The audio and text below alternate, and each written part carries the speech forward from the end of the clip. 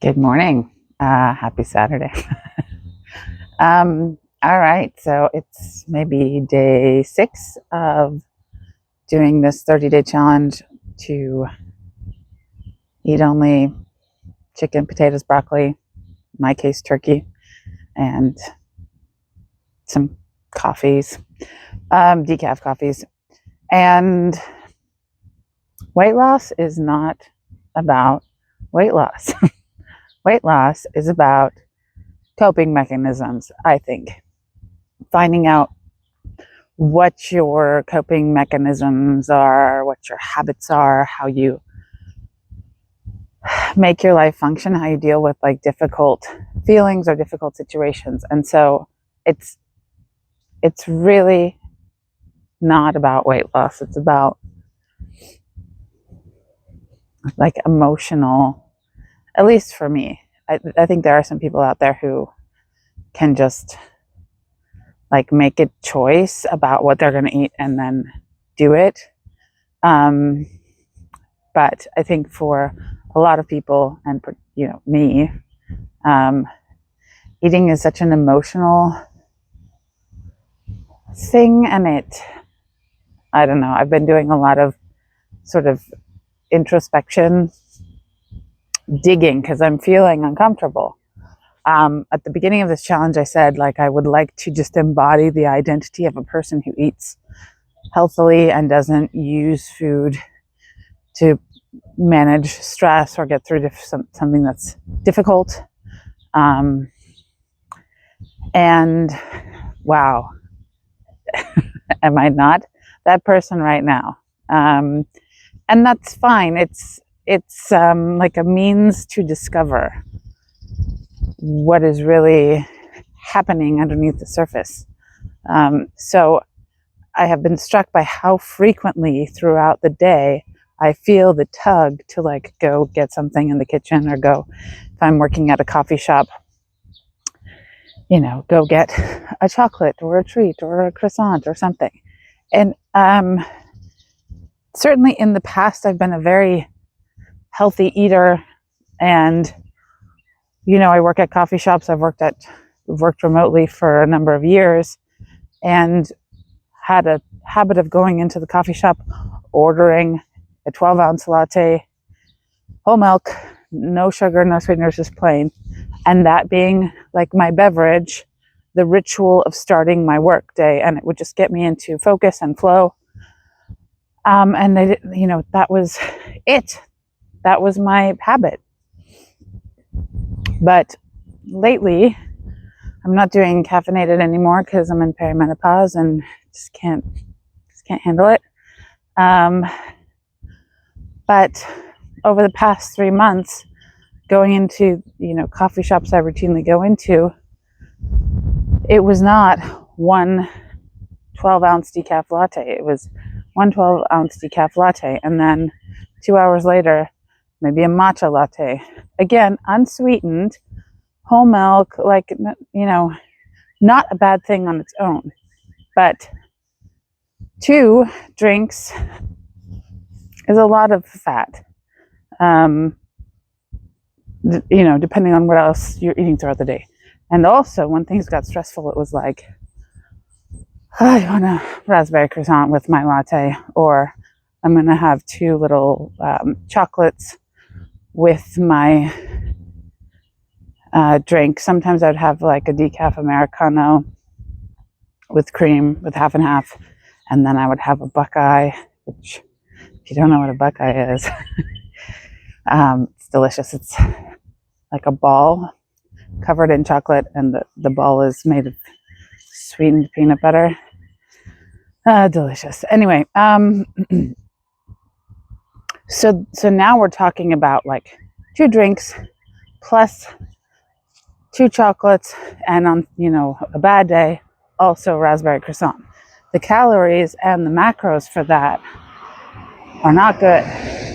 And there was a period where I was tracking everything I was eating, and it was actually initially kind of encouraging because I had my plan for the day of what I was going to eat. It was in MyFitnessPal. I had it all tracked except for dinner because I didn't know what I was like, the, exact portions or whatever. Everything else, I knew the portion sizes that I normally would have. So it was easy to like pre put it into MyFitnessPal for the week. So if I decided I wanted to have a second drink, or if I decided, oh, I really want some chocolates, I would put it in MyFitnessPal, and then I could reorganize my calories and macros for the rest of the day, and it would be fine. And that was a wonderful thing to feel like, okay, I can fit this chocolate in to my day. And I had heard people say like you can make it fit, but I had not actually done like the math and the inputs into MyFitnessPal to see that that was actually true for me today, so initially that was great, but then I was finding like, wow, I have used up all my calories by 2 p.m.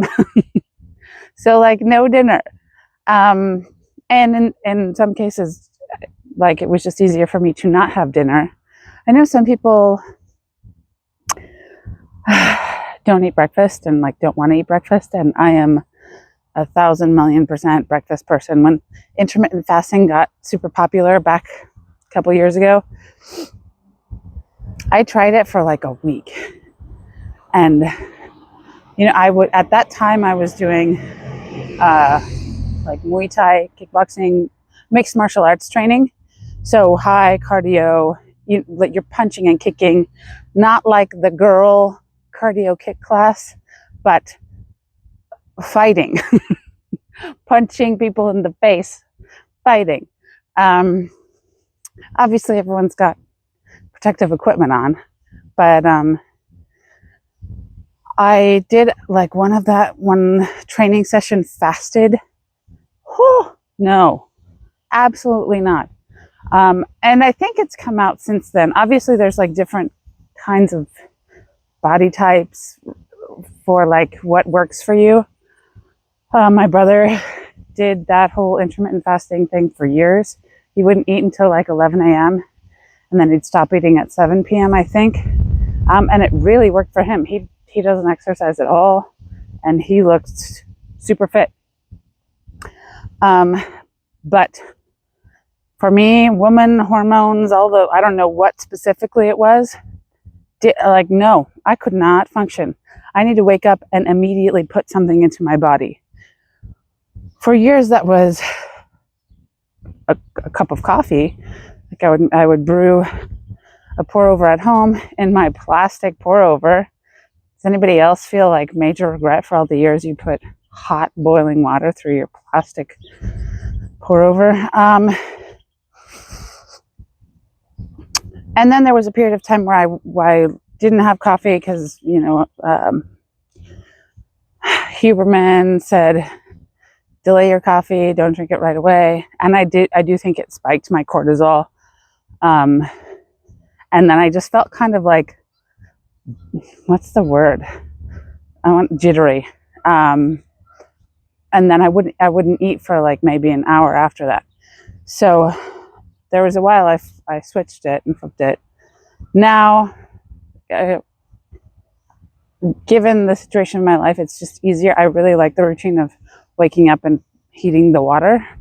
So I've tried matcha, I've tried decaf matcha. Right now it's just easy to brew a decaf coffee. And because I'm in perimenopause, I can have more fat, higher fat, less carb, lower carb. Pre-perimenopause, I think higher carb, lower fat. Seems to be the general recommendation. So I have found that in perimenopause, the higher fat does work well for me, and lower carb, I don't find, it doesn't feel low to me. Like I can still have, when I'm not on this diet, a slice of sourdough bread, a toast in the morning, or I can have, all of the vegetables that I would normally eat is fine. I don't eat a lot of fruit. I should probably eat a lot of fruit. I don't like the way the fruit sugars feel on my teeth, which is a very specific thing. Like, I think fruit tastes good. I just don't like feeling the sugar on my teeth while I'm eating or after. So I tend not to eat a lot of fruit. And I know there's a lot of good micronutrients in it, so I should probably eat fruit at some point. Later on in this CPB diet, you can add in oranges. So I will consider doing that and see how it goes. And maybe I just brush my teeth right after I eat them. I don't know. It's a weird complaint. All right, so I was on a tangent. I don't remember where we were. We were talking about in fasting and how that doesn't work for me. I need to eat right away, drink my coffee. All right, so with my Fitness Pal tracker, I saw I could fit in these kind of treats, but then I wouldn't have dinner. Or like the macros would be so bad with the raspberry croissant, the carbs on that and the fat, like I just couldn't, there were some days where I was like, well, I could eat egg whites. My protein's too low. I need something that's 100% protein. So I could have chicken breast, I could have egg whites for dinner, And after, I don't know, maybe a week, 2 weeks of tracking, my work got really stressful and I was like, forget this. So I stopped tracking, and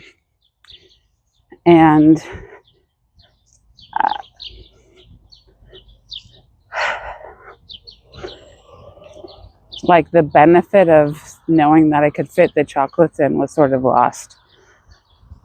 I just went too far in on all of the treats. And that is like what's really come up for me this past week is I really like treats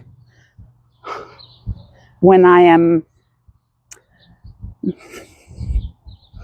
like bored or unhappy with my life. So I found currently I'm in a very busy work season and I have to do these, I have to look at an Excel spreadsheet that's got 1,500 lines in it. It's a budget, super detailed, and I have to compare it to an activity matrix to make sure that they are harmonized and match. And I have to get super into the details. I have to check that, all the feedback from our Prime was fully addressed in our responses. It's just it's something I can do and have done for 15 years in my work, but it's certainly not the best use of my time or my skills. I'm much better at a strategic level doing interpersonal problem solving. So some unexpected thing happens. How are we going to address this really quickly? We need to talk to 7 people, get their feedback, and then find where we're all aligned and move forward. That is something that I'm very good at. This Excel spreadsheet analysis and submission stuff, I've got a lot of experience doing it, but it is not my favorite. I find it kind of soul-sucking.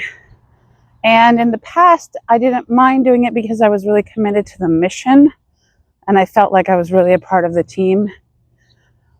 But I'm 42 and I have children, and it's like, well, nothing can compete with my children now. So I just don't care that much anymore.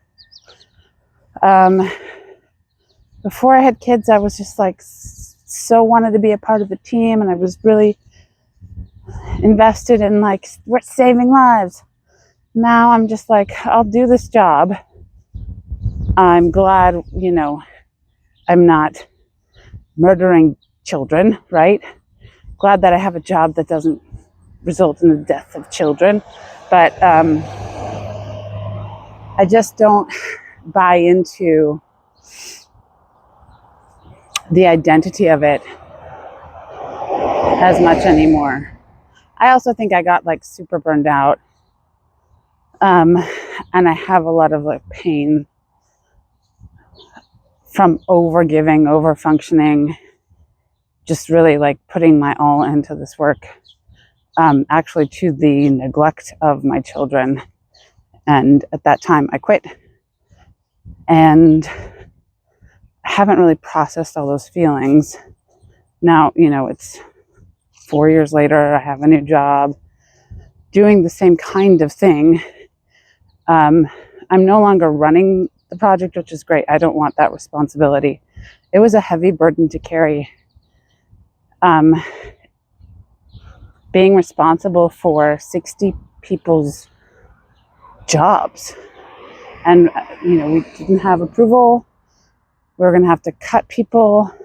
And I didn't sleep for 6 months until I found a way to be able to move forward in the project. So now I'm just a project manager. I have 2 people above me in the project, and I am as happy as a clam to just do the day job and not feel any responsibility. I feel responsibility to support the country teams that I'm supporting, and I really like working with them, but I love not having to worry about any contractual obligations falling on me, on my shoulders to navigate. So during my workday now, I have a lot of meetings in the morning, and I go through the meetings, and by the time I'm done, I feel wiped out. They say that knowledge workers have 4 hours of work in them a day, right? That's how much productive work they can get done in a day. And in this particular season of life, because all of the country offices are in Africa, I wake up in the morning and we're just in meetings, bam, bam, bam, bam, bam, until their end of day, which is about noon our time. And then in the afternoon, we don't have meetings, so we can get our work done. But by noon, I'm tapped out. All of my best brain, mental faculties, they're burned out. And they were burned out on meetings, which is so stupid. But when I first started this job, I was getting up early at 5 or 6 so that I could get some good work in my peak mental hours. When I first wake up early in the morning, my brain just functions so well, and I love getting things done.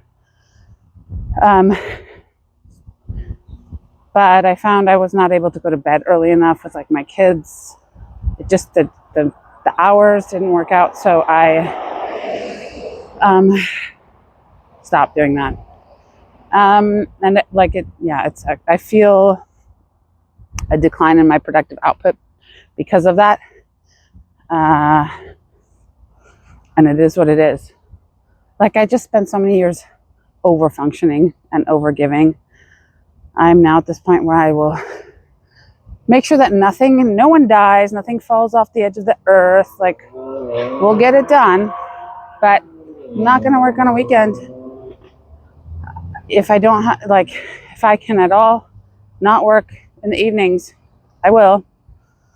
Earlier this week, there was something I could have done in the evening to make my life easier the next day. Nope, not my job. And part of me is sad that I have let go of that sort of standard of excellence for myself, but part of me is really, really happy because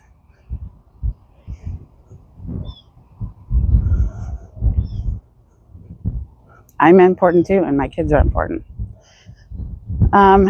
So what I've noticed is I get through a meeting and I need to start working on a task, and I'm just I really want to get a treat.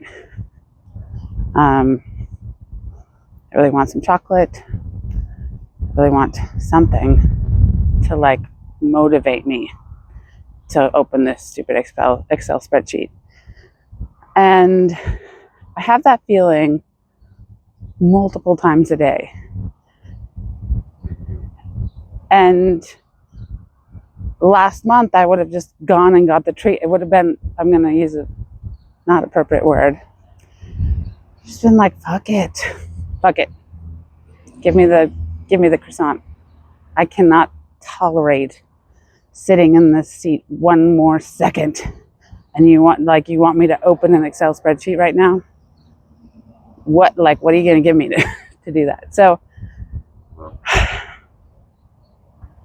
feeling that tug for some motivation multiple times a day, I really dug into that this week to be like, what is it I really want? Because I don't really want the croissant. I don't really want the chocolate. None of those things are contributing to my long-term goals of not having diabetes, not dying at 52. So what is it I'm actually looking for that this croissant is representing for me now? And it's like freedom. I want freedom.